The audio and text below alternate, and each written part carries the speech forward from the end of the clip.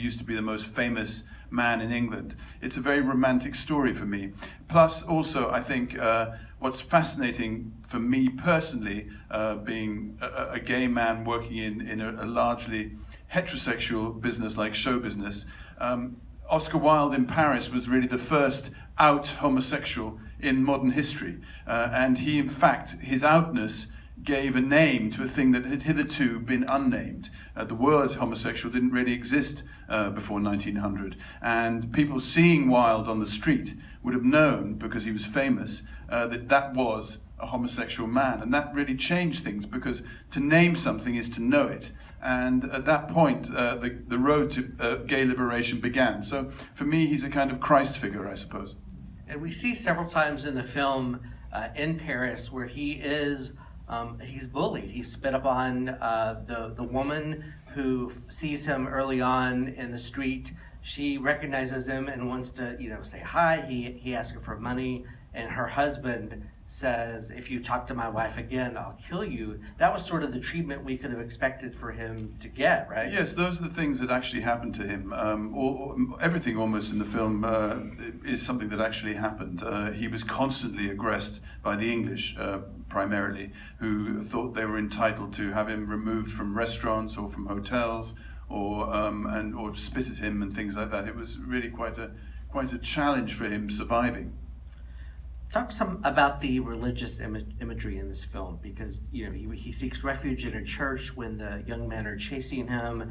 There's absolution at the end. He talks about discovering Christ in jail.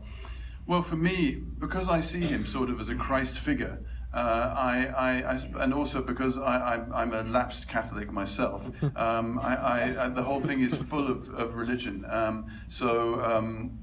He takes refuge in the church in the same way that Jesus goes into the temple, and I think for me the film is really rather like the Passion of Christ, except it's the Passion of Oscar Wilde, the Stations of the Cross as lived by Wilde.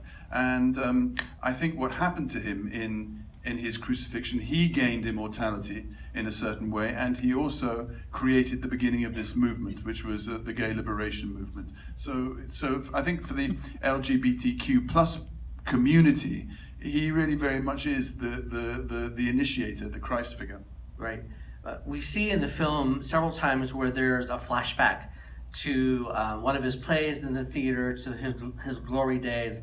My favorite reference to one of his previous works is actually when he and Bosie pick up the waiter in Italy, and they go back to their room, and there's a Salome reference. Right, because he gets into a kind of party mode, and he dresses up as a Pharisee and declaims Salome. Where did you get the costume from? Well, my costume designer had made the costumes for Mel Gibson's Passion of Christ, so I wanted to have some kind of party outfit, because I couldn't be naked because I had a big fat suit on underneath me, so I wanted to get into something kind of sort of kinky-ish, and so I thought maybe a Gentile or a Pharisee or a chief priest would be a good starting point.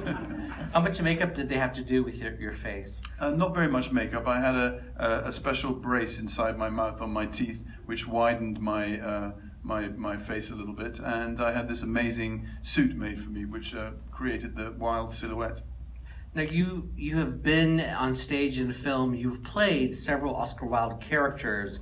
You were Dorian Gray. There was Ernest on film and on stage. There was An Ideal Husband on film. You also played Oscar Wilde in David Hare's play, The Judas Kiss. That's right. Do you feel like you got to know him as much through playing his characters as you did researching and reading books about him? No, I felt, right from the beginning that I had a kind of contact with him, not to sound too like Shirley MacLaine. I felt I kind of knew him, and I had an initial idea of him that was so clear to me, and that never really changed. Playing him a lot and playing his words helped me in many respects. Certainly writing the script, I was very familiar with Wildean dialogue, and playing the part for a year and a half of Oscar Wilde, I think, made it very much easier for me to slip in and out of character when I was directing the film. Right. The story, The Happy Prince, is an Oscar Wilde story, and stories he wrote for children. Tell the audience about your relationship with that story.